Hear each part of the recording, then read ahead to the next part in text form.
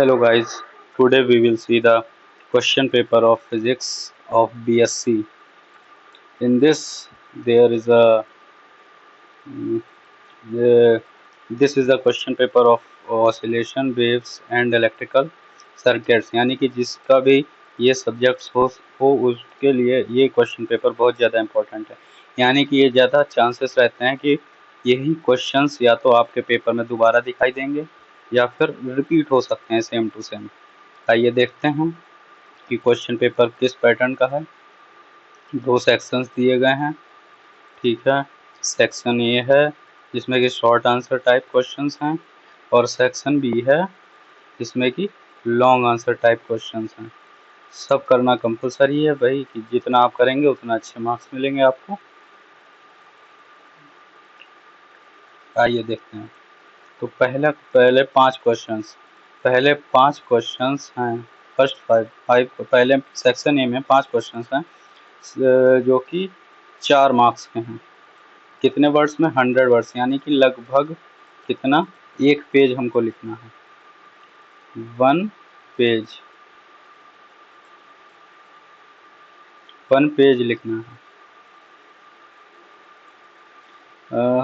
पहला question, define SHM या simple harmonic motion. Simple harmonic motion क्या है उसका कोई एक एग्जांपल देना। वेरी इजी, बहुत आसान है। इसके अदर में ऑप्शन में भी एक क्वेश्चन दिया गया, what is significance of quality factor in damped oscillation. ये भी आसान है कि क्वालिटी फैक्टर आप बता दो क्या है, फिर उसका इंपॉर्टेंस बता दो डैम्प्ड ऑसिलेशन में क्या है। Next question, differentiate between amplitude resonance and velocity resonance. Amplitude resonance क्या होता है, वेलोसिटी रेजोनेंस क्या होता है, ये बता देना है। इसके अदर ऑप्शन में है differential equation for a critically damped harmonic motion oscillator. यही सिर्फ डिफरेंशियल इक्वेशन बता देनी है डैम्प्ड हार्मोनिक ऑसिलेटर की। Next question, what are Lissajous figure. ये वेरी इंपॉर्टेंट, मतलब इसके ऊपर तो जितना चाहें उतना कर लो।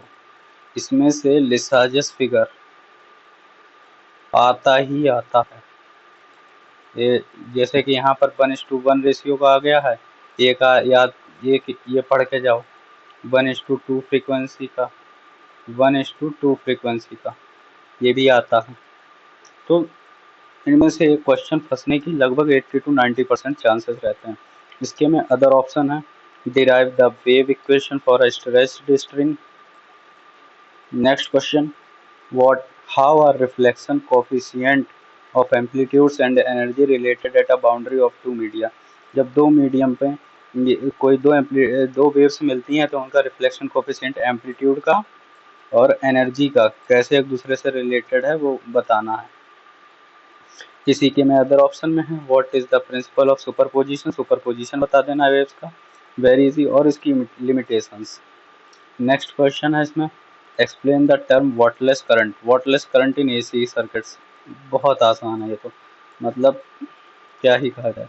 इसके में अदर ऑप्शन है, state Thevenin's theorem and its application. ये भी पढ़ के जाना, थेवेनिन्स थ्योरम। ये ज़्यादा इंपॉर्टेंट नहीं, हाँ बट देख लो सर। फिर आते हैं लॉन्ग आंसर टाइप क्वेश्चन में। ये लॉन्ग आंसर टाइप क्वेश्चन है, 50 मार्क्स के, लगभग 3 से 4 पेज। जितने वर्ड्स में लिखना है, 10 मार्क्स का एक है। आइए देखते हैं, what are the different types of galvanometer. मतलब गैल्वेनोमीटर कितने टाइप्स के होते हैं। और फिर बैलिस्टिक गैल्वेनोमीटर, ये पढ़ के जरूर जाना। ये इसके भी आने के 80 to 90% चांस रहते हैं। हो गया तो डायग्राम पूछ लेगा, उसके बारे में वर्किंग रूल सब कुछ पूछ सकता है। तो ये हो गया। फिर अगला है इसी में के ऑप्शनल में, what are the active and passive circuit elements, give examples. ठीक है। Next question, define inductive and capacitive reactance, write phase difference between both. Inductive reactance और कैपेसिटिव रिएक्टेंस बताना है और उनके बीच का फेज डिफरेंस बताना है। नेक्स्ट इसकी में और अदर ऑप्शन में है, prove the electromagnetic waves are transverse in nature. भाई इलेक्ट्रिक फील्ड परपेंडिकुलर होती है उसके मैग्नेटिक फील्ड के। अगर इधर वाली इलेक्ट्रिक फील्ड है, इधर वाली इलेक्ट्रिक फील्ड है तो इधर वाली मैग्नेटिक फील्ड हो गई। ठीक है, तो इन्हीं के बीच में 90 डिग्री का एंगल होता है। इस हिसाब से हम बता सकते हैं कि ये दोनों ट्रांसवर्स इन नेचर होती हैं। फिर है next question, time period of a compound pendulum and deduce it's minimum value. तो इसमें कंपाउंड पेंडुलम बनाओ, उसका टाइम पीरियड निकालो, उसकी मिनिमम वैल्यू निकालो, सिंपल।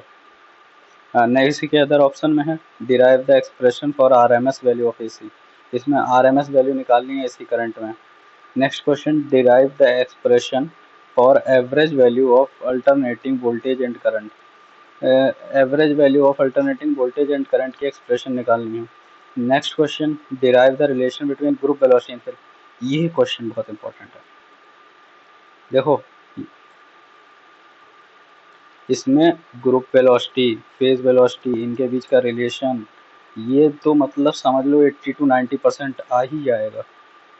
फिर है वाटर अल्ट्रासोनिक वेव्स, दो मेथड्स इनके जनरेशन के, और discuss briefly their application, application का बताना है। नेक्स्ट है इसमें what is relaxation time of circuit, on which factors it depends, simple. And in this way we have completed the discussion of this question paper. I hope you may like it. Please like and subscribe. Thank you.